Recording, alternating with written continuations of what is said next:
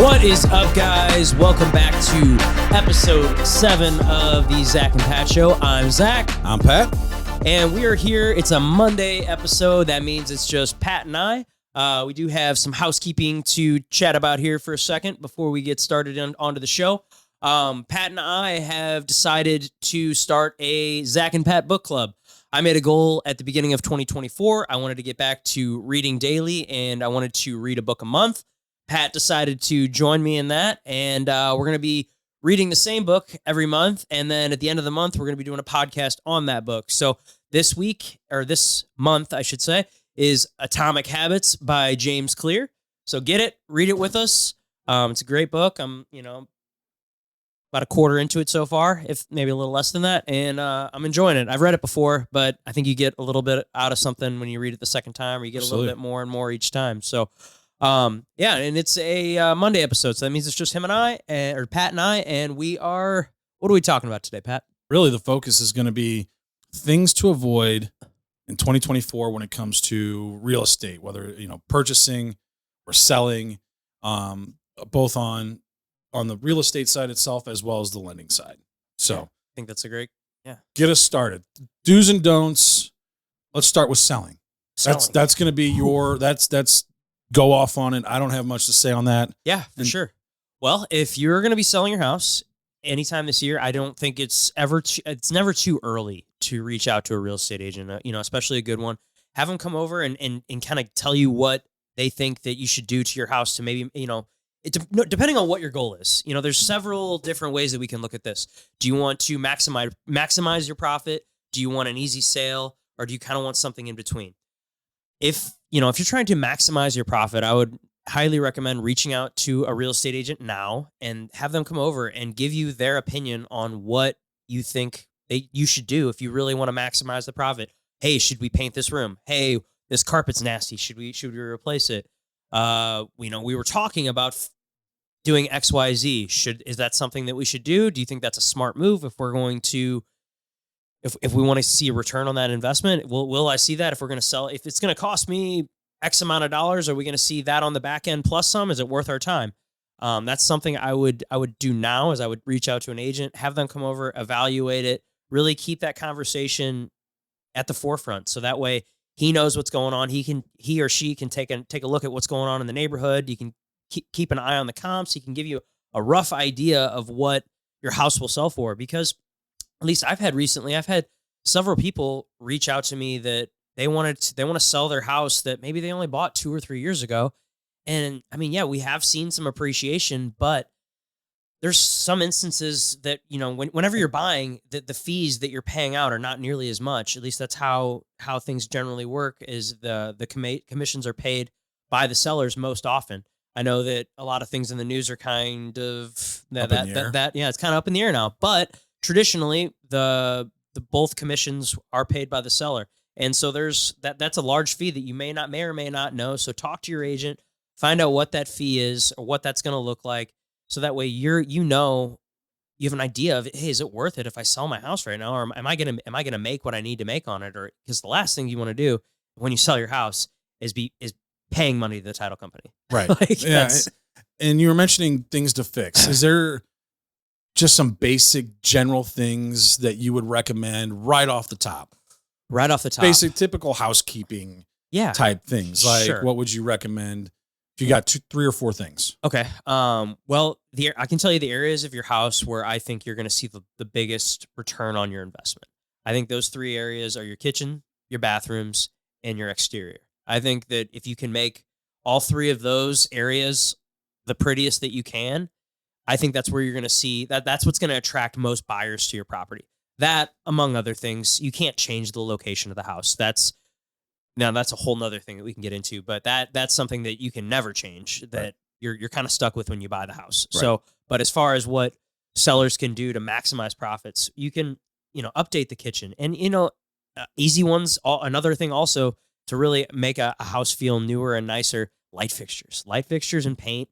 Light fixtures, paint, and flooring go a long way. Mm-hmm. Whether you're putting down new carpet or laying down, some type of floating floor, or even if you're going, with some really nice hardwood, the flooring is a huge thing, and it really changes the whole look of the entire house. Well, I know when I'm looking at stuff and when I'm working up numbers for people looking to buy and they send me the addresses and I go to look it up, like the first thing that catches my eye is you can tell when there's new flooring or fresh paint, and the way it just pops in the picture. For sure. You can tell. And it's just like, oh, wow, this house looks great. And I mean, obviously there's professional photography done. Right. But usually that's the first thing when I'm looking at things online that catches my eye. Yeah. Well, and you just said something there that kind of made me think of going back to talking to agents. You don't need to hire the first agent you talk to either. And which I would say, I think there's a stat out there. I think it's like 88% of people go with the first real estate agent they speak to, which is a pretty crazy stat. That is pretty great. Especially when it comes to selling. I might be wrong on that, Murphy. Maybe you can look that up. But if you're hiring an agent to sell your house, I would ask them a lot of great questions. There's a lot. I'm sure you can Google some great questions to ask real estate agents, but some that I would recommend is I would have them show you some houses that they've sold. Show them their stats. Like Right. how experienced are you in this? Have you dealt in this neighborhood before? Do you have a lot of experience in this price point? That could be a whole nother thing too. You really want to, 67% of buyers interviewed only one agent, and 80% of those sellers worked with the first agent they interviewed. I'd say 88%. 88, Okay, I was yeah. close. Right. Pretty This close. one right Pretty beneath it says actually 89%. So you were Yeah. like within a percentage Yeah. point. Damn, I'm good. Yeah, look at you. But yeah, a lot of people go with the first agent that they speak to, and hey, I'm not gonna. Hey, if I'm that first agent, go with me. But no, I'm just playing. Boo. I'm just fucking around, people. All right. But But seriously, seriously, it's you can interview other. I've gone through that before. It's stressful, where I know that they are going. I'm up against several other agents, and sometimes I know who those agents are, and I'm like, okay, well they're heavy hitters, and I might not get this one. I've had that happen where I've been the winner, and I've won, and I've had it where I've been the loser, and hey, it's okay. It's just all on how that person connected with that seller most times, or a lot of times, in my opinion, it's that agent telling the seller what they want to hear. right. And that's a whole nother thing, is because I could tell you, hey, your house is going to sell for 500,000, but it's not going to sell for 500,000. Right. Well, and this is something that I've always wished that there was a way to show is what other agents, like basically a grade that other agents give agents, Ooh. so you could be like, all right, this agent, I've worked with this agent. He's an A+ working with other agents. So that way, because that is so important. Dude, People yeah. I don't think, obviously people aren't doing this on a daily basis. One of the most important things I think, or the most important thing in an entire transaction is communication. And if you're working with an agent that isn't as great at communicating with the other agent, or the listing agent that you're going in at, if you're representing the buyer and you go in and you see that this seller agent has a grade of a C, that you have an idea going in that this is communication wise could be tough. Or on the flip side, as the selling agent, and you have a high grade, now you're looking at contracts coming through, and it's another way for you to sell. Like, hey, listen, I've been rated by my peers with an A+ rating, meaning my communication skills, my ability to stay on top of things and that's not me saying that. That's the people that I work with, other realtors, and being able to show that, because that's such a huge part in this. And I think that would be cool if there was a way to come up with some sort of system like that to be able to grade. Yeah, dude. I think that's a great idea. That's a great idea for an app, man. If someone's out there listening, make that thing. Let's make it happen. Yeah. Let us invest, and Mhm. we'll be a Patent partner. that Yeah. idea. Yeah. Man, don't release this episode until we patent. I'm just kidding. But anyway, I forgot what I was. No, but that Yeah. communication between the agents is so important. I can't tell you how many times where I can definitely say that the fact that the agent whether I was on the buying side or the selling side, but more specifically when I'm on the selling side, and that buyer's agent is a great communicator. Like, whether they're reaching out to me all the time, they're actually calling me. You'd be surprised how many agents do not call the listing agent. So many people are afraid to pick up this fucking phone. It's insane.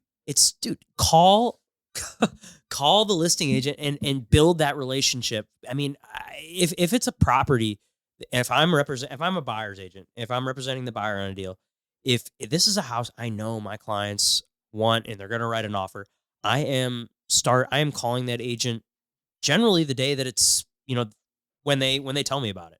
I'm kind of, even before we show it, I want to call, I want to find out, hey, what's the story? Right. How, why are the sellers selling? What? Because there's always a reason. Right. People don't just sell for the fuck of it. Right. People sell because, they're upgrading, they're downsizing, they're moving away. Divorce. They got to get into it. Divorce. I mean, there's 1,000 reasons. And knowing what those reasons are can definitely help tailor how you write that offer. Right. Like, all right, well, you guys are, you guys are buying a new house. Okay, when's that one closing? Would you guys want to close on the same day? You guys want to close, on the new house and then this one? Like, figure out what they want, right, and then you can tailor that offer to them and build that relationship. And especially when there's multiple offers, which we're going to see in 2024. It's right. going to happen. Yeah, we're going to get back to 2021, 2020 numbers where we're seeing anywhere from,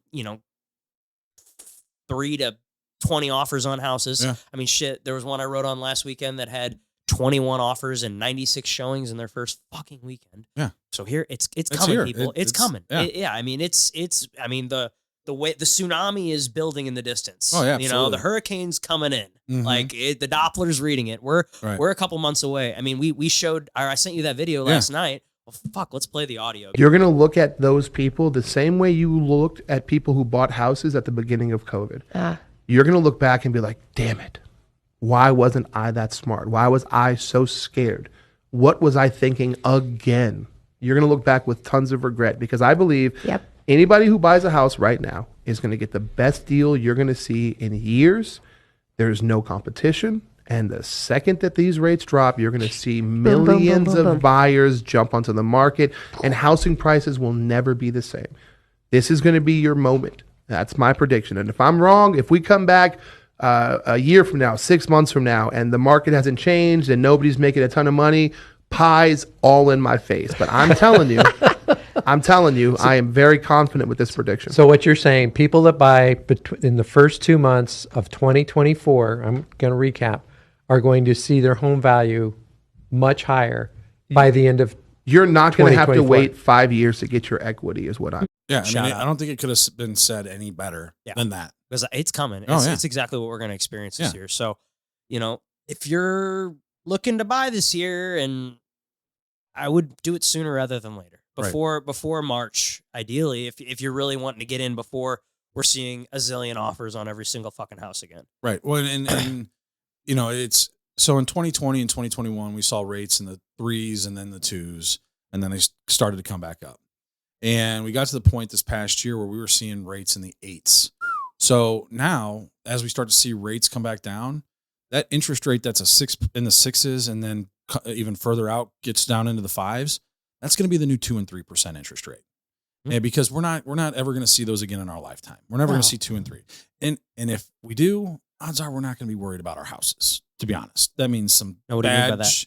that just means some bad things have happened within the economy that we're not at that point. We're not going to be worried about buying a house and what interest rate we're going to get, because we're going to be just trying to basically we would have to have another COVID time, Pandemic. even bigger, because we've been through it. We know how to get through it. We know what we need to do.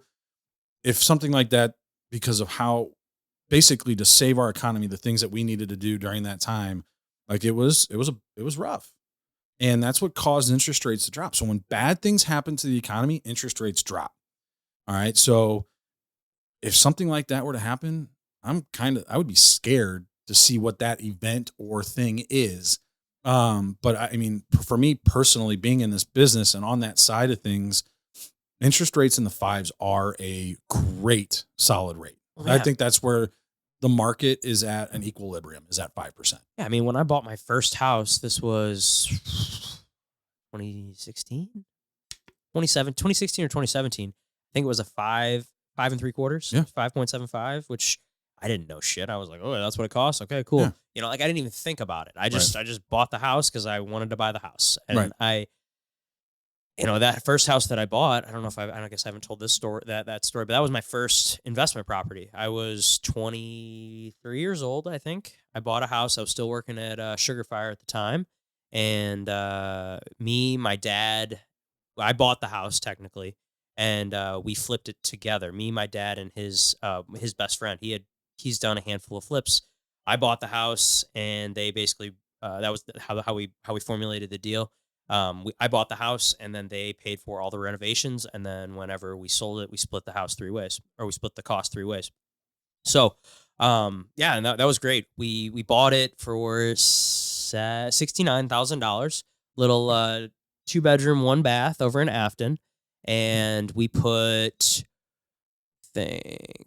like 27 into it. And then we added a bedroom, and then I ended up living in it for like 9 months. And then obviously I paid all the holding costs for the time that I lived there. And then my business partner, or my dad's buddy, he was ready for us to sell it. So, I didn't have much to say about it. So we sold it, and we split the profit 3 ways. We sold it for like $140. So we each made, like Right. 12 grand or so Yeah. after expenses and everything. And then I used that, and Gina and I went and lived in an apartment for a couple months, but then I bought the house that we still own to this day. And, that one's appreciated almost 100 grand since I bought it Right. in 2018, which is Oh, yeah. fucking crazy. It's nuts. Actually, Pat, can I ask a question? Sure. Because when I started being able to get approved for loans, my dad always warned me. He goes, never accept a loan that has a rate over 5%. Now, my pops is old school. Like, he's from the silent era. But when you say like 5% is a good acceptable rate, is that like in terms of best case scenario, worst case scenario, it's like a dead middle kind of thing if we're not going to see those rates again? I mean, it's just, I think that might be the low end that we see on rates for a long time. Maybe we get back into the high fours. But I think at some point, I think this, like, a good rate in the future is going to be 5 to 5.5. So actually, do you remember what we did on my house by any chance, Zach? Was it like 5.9? Something like that. So if I'm to refinance, because I'll be honest, you're probably not. Unless rates get into the 4s or potentially low 5s, the way we look at it when it comes to refinancing, and these are the questions that anybody going to be refinancing, this is the first thing I ask when people call, hey, what are rates? I want to refinance. Okay, how much longer do you see yourself being in the house? Because there's a break-even point. There's still cost to refi your loan. And, and right now, a lot of lenders, us included, if you purchase, we're waiving our lender costs. And they say, oh, it's a free refi. It's not free. I can't waive title costs. Like, that's not my area to waive. But lenders are waiving the lender portion of their fees. We still might have to order an appraisal. I can't tell the appraiser not to get paid on a deal. Still have to do a credit report. I have to call them. What am I going to call the third party company that's offering credit? Hey, I want this for free. They're going to laugh at me. Like, so there's still cost involved. And so what we do is we look at what you're saving, and we look at the total cost, and not including setting up your escrow account, because that's a recurring cost, but just your actual one-time fixed cost on the refi. And we divide it by what you're saving. And if you tell me that, you know what, I'm only going to be here for like another 2, maybe 3 years, and that break even on the refinance is at 3 years, then, we might not want to refinance, because you're not going to recoup what it is that you're paying out. But if you're like, oh, this is my forever home, like, fuck yeah, let's get you refinanced. Let's take advantage of this and get that lower rate as soon as we can. And so, but I don't know, based on the experts that I follow and what I have been reading and seeing, I do think we should see rates back in the 5s, maybe high 5s by the end of this year, and continuing to drop through next year. But I don't know if we'll quite get back to 4. If someone's an investor, though, they'd probably have a different mindset on that, correct? Like, if they're absolutely. If they're trying to like cash out refi, they don't care so much about what the percentage is. They just want their equity out of it so they can start investing into their homes more than likely. Oh, absolutely. Yeah, for sure. Yeah. They're wanting to keep their costs as low as possible. Yeah. Sure. Let's talk about buy side. Buy side. Okay. All right. Well, this will kind of get right into my next point. I would avoid using big box banks, because Tongue twister. Fuck, I can't say it right. Big box banks. Big box banks, bitch. Big box banks, bitch. Yeah. All right. Yeah, but I would avoid those fuckers. This is why.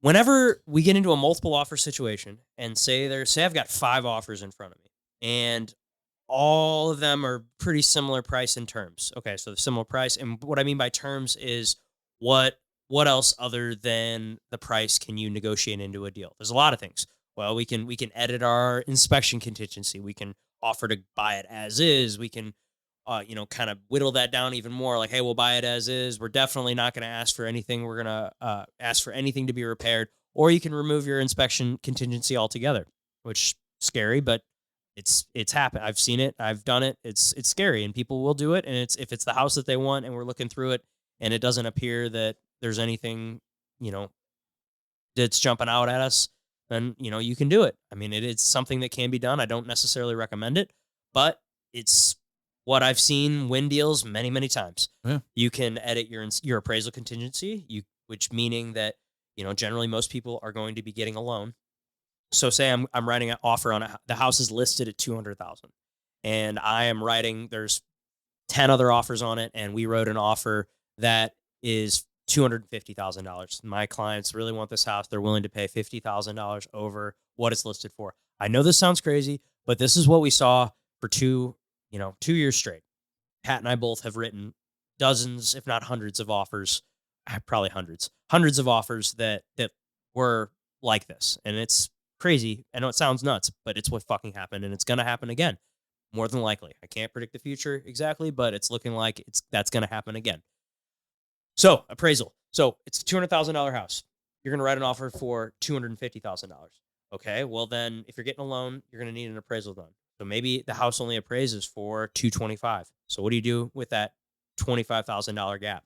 So if you remove your appraisal contingency, that means that the buyer is going to have to come up out of pocket with that additional $25,000. And then the down payment is off of what it appraised at. So Correct. not only, whatever your down payment, 3, 5, 10, whatever, if say you're coming in with 5%, now you're coming in with 5% of 225 plus 25K. So you need to have the funds if you're going to make an offer like that, you have to have the funds to make up the difference. So you can remove that appraisal. So when you remove the appraisal contingency, you have to pay that difference. If you have your appraisal contingency in, you have 3 options. You can, the buyer comes up to the offer price, the seller comes down to the appraisal price, or most often, I think you generally meet in the middle, depending on how much funds or how much funds the buyer has to make up the difference. But that's all. And it becomes another negotiation that you generally, at least in Missouri, you have 3 days to resolve. So appraisal, inspections, and there's other things that we can add in there, like your municipality or your occupancy inspection, financing contingency. That could be a big one. But if you're working with a lender like Pat, who's going to get you fully underwritten before we even start looking at houses, then it's generally not a huge deal to waive that financing contingency. But those are generally the things that you can do to edit your offer. So that's what I mean by terms. Going back to my original point, so if I've got 5 offers in front of me, they're all similar price and terms, but it's going to come down. The next thing I'm going to start looking at is, all right, who are the lenders? Who's most likely going to close? If it's a big box bank, fill in the blank, banks that which are great banks. Like I bank at a big box bank. I've got several business accounts, checking accounts, savings accounts at a big box banks, but they're very good at that. But they're not so good at mortgages, in my experience. I've had poor experiences on a number of occasions from big box banks. I can't say that fucking word. And it's just they do a lot of things, right? They do checking accounts, savings accounts, CDs, whatever the fuck else they do. They do a lot of different things, and they do mortgages. Whenever their mortgage division, or I don't know how exactly it works, but when they're going up the chain of command, it feels like there's a lot of different steps, a lot of different fingers in the pie. And whereas when you're dealing with a smaller local bank or a mortgage company specifically, in my experience, that's the best route to go. a company that specifically does mortgages, because that's all they do. They specialize in mortgages. This is what they do day in, day out. They're familiar with the trends. And on top of that, most of them are, almost all of them are going to be paid on commission, just like us as real estate agents. They're 100% commission. When you're dealing with a big box bank, generally those people are salaried positions, and maybe they're getting some sort of kickback whenever they close loans, but I don't exactly know. Maybe we can, I might have someone reaching out to us being mad about what I'm saying right now, and hey, you have it all fucking wrong. But it seems like they don't care nearly as much about the deal closing.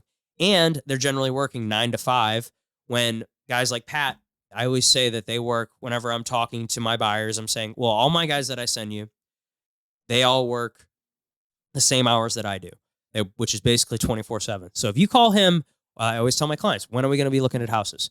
Most likely nights, weekends, when you guys are not working, because most people work 9 to 5. So we're going to be looking at houses in the evenings and weekends.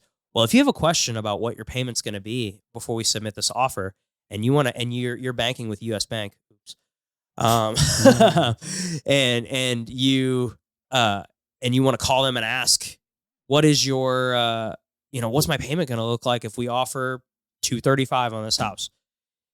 They're not going to get back to you until they get in the office at Monday morning at 9 o'clock. You can barely get anyone on the phone at US Bank just by calling a location. You get an automated thing, and then it takes like 10 to 15 minutes to get someone on the phone, bro. Exactly my point. That's your experience. And if you're trying to buy a house and you have a question about what is this going to be, that's the exact experience that you're going to get. Well, even making a point like this, let's say you want to get a steak. You can get a steak at one of these two places. I can go to the steakhouse, which specializes in steaks, or I go to Waffle House. They got a steak. Yeah. They also got a lot of breakfast food. It's all super cheap, but like, where do I want to go? Do I want to go to the place where they offer a lot of different things and none of them are very good? Or do I want to go to the place that specializes in the thing I need and I know it's going to be great? Dude, that's a great way to put that. I'm going to steal that. I'm going to use that with my clients. I like way. that. Yeah, that's a great one. That'll be $5. But yeah, I mean, and I feel like we've picked on big box banks a lot, but yes, banks, like you said, going back to what you were talking about, they're usually paid a small salary and then might get some sort of bonus off of what they closed. So honestly, they could care less whether your loan closes or not. But odds are they're probably their interest rates might be slightly less because of that. They're making their money on everything else and just have mortgages, which most banks, when they started it, was for the people that banked with them. And then they opened it up to everyone else. And so you might get a slightly lower rate, but let's say you're buying a house and the difference in your monthly payment is $50. All right. So if you're doing that, $50, it's $50 over a month more. Odds are, I think the stat that I saw is people typically refinance every 3 years. So even if that's the case, is it all that often? Yeah. Oh. So even if it's that frequent, and we're looking at $50 over 36 months, is it worth paying an extra $1,800 to have someone, an expert there, that you can reach out to even after the loan closes? I can't tell you how many of my past clients still text me and call me afterwards because they have questions, or there's something came up and they need help with something or anything. Like paying that extra $1,800 over 3 years to have unlimited resources behind you, that's one way you have to look at it. You don't look at it over 30 years. Yeah, you look at it 30 years, that's a big fucking difference. But the odds are, the average person, they say owns a home for 7 years is what it is. And odds are you're going to refinance at least once before you sell it. And so even in that difference, like having that expert there to guide you and hold your hand through this process, make it smooth. And for any mortgage company is going to carry that reputation that's going to probably help you win more. So, and which kind of leads into, you get what you pay for. That's that's really what it all boils down to. When Kamala Harris is like, you get what you vote for. You sure do, Madam Vice President. But yeah, it's true. You get what you pay for. And, which leads into, what I would, on my side of things, I would avoid in 2024, last minute pre-approvals. Like calling in, like if you're standing at a house and you're not pre-approved, you're too late. I mean, we can do, so here's the thing. I can get a quick pre-approval done. And for the longest time, a lot of these big companies were offering, oh my God, quick pre-approval.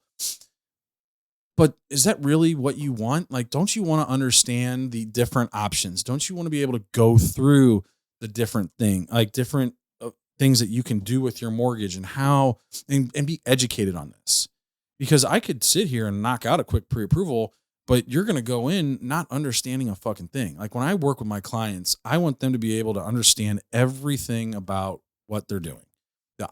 Sitting down and doing a consultation to realize all the options that are available to them and helping them kind of decide which one's going to be best for them, but ultimately leaving it up to them. Like, oh, hey, you know what?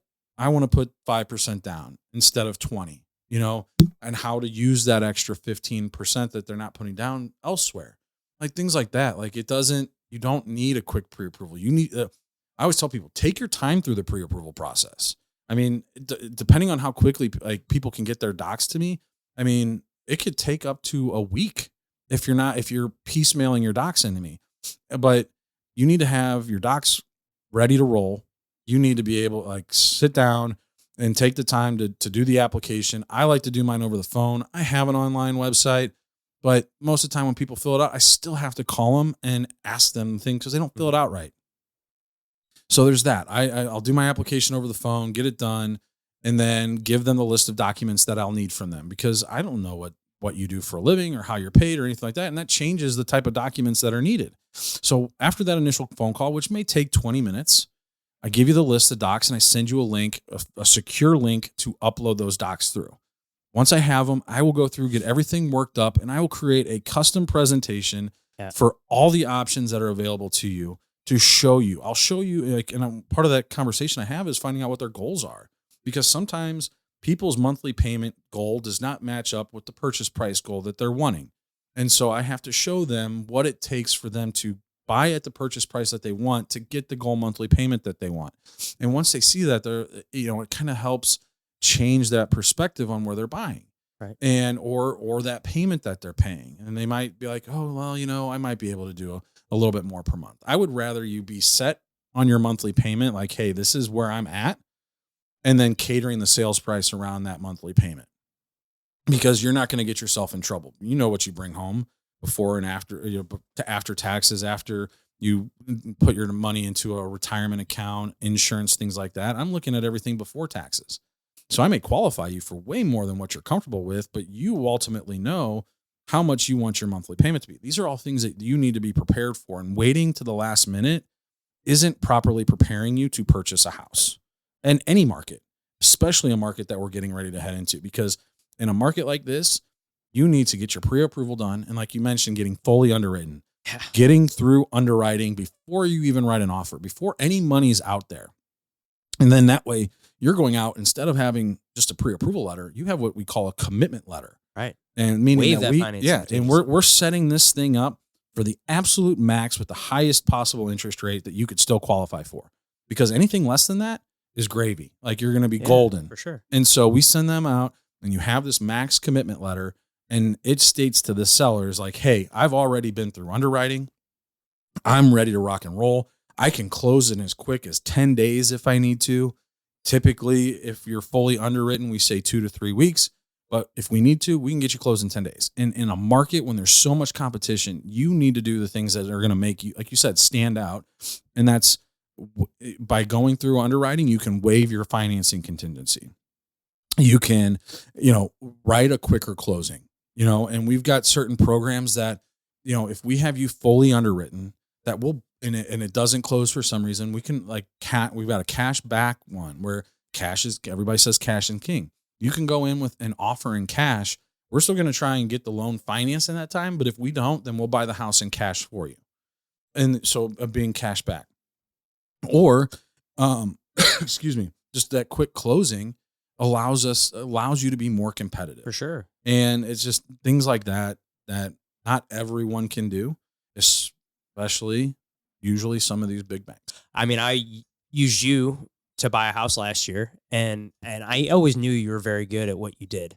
But when I actually experienced it on the customer side, and you put me through it, I feel like you gave me the whole customer experience. Like Right. I really got to see what it is you do as from a customer side, and like, sitting down with you on the Zoom and kind of going through, hey man, these are your your 3 or 4 options that, I think would be your best options. I think this is probably the one you're going to choose. This would make, this is the one I would do if I were you, and it just, it really showed how good you are at what you do. And it just made you stand out. Cause I've bought several houses in my life now, and I've used different lenders, and it was the best experience I'd ever had. So I would recommend, using a guy like Pat, or use Pat.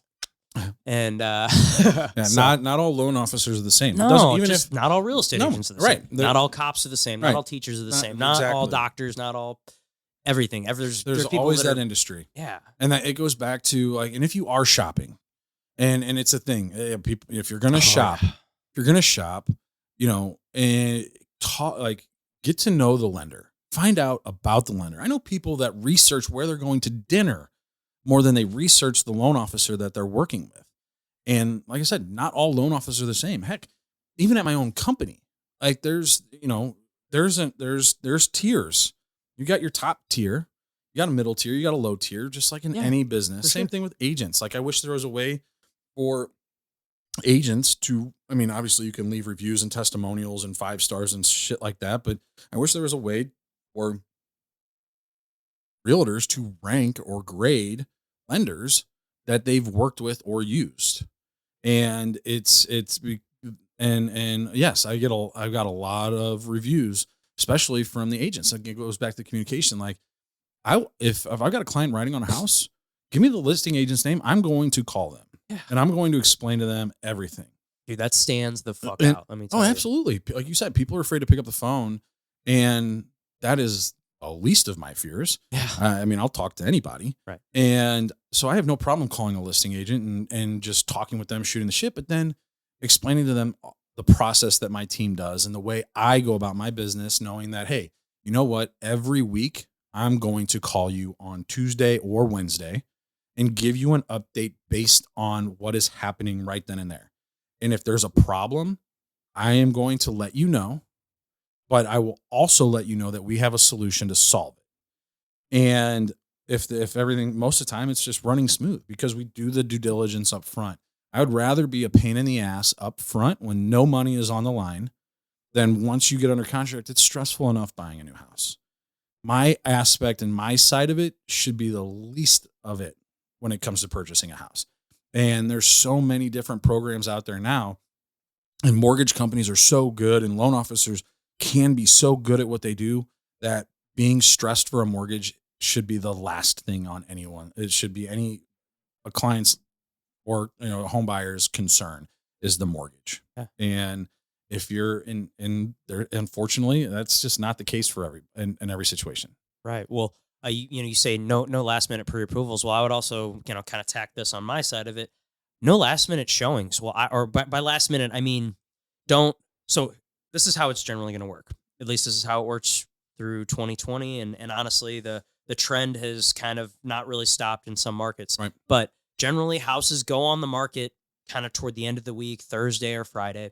And then they show the house for Thursday, Friday, Saturday, Sunday, sometimes Monday. And then they usually put some sort of offer deadline. So, Right. all right, all offers in by 9 p.m. Sunday night, or all offers in by noon on Monday. They're going to put some sort of deadline in there. So if you see a house that you were interested in, make it a point to actually go out and see the house. Like, go see it before the deadline. Don't if the deadline's at not, reach out to your agent as soon as possible and have them look that up for you. Cause I know most of the time that's not available to the general public. That's kind of in the agent only section, or sometimes you may need to call the listing agent to find that out, Right. Which pick up the fucking phone, agents, and make some phone calls. But, but if if the deadline of the house is 9 p.m. and you're wanting to see the house at, 8 o'clock that night or something, or 7 o'clock that night, you send it to me. Well, it's already too fucking late. Right. They've already got 5 offers in hand, and maybe we might not even have time enough to get an offer in if you even like the house. Right. And here's the thing too, that you tying into that is not only when you see a house that you like, that Zach or any agent may send you through your MLS portal or that you see online, before you even go and look at it, you should be talking with your lender, no matter who it is. Hopefully it's me, but no matter who it is, and they should be able to give you a complete breakdown. So all of my clients, I always tell them, I was like, if you see a house that you're willing to offer, send me the address. Try and get that to me Thursday or Friday so I can get that ready for you heading into the weekend, so you know.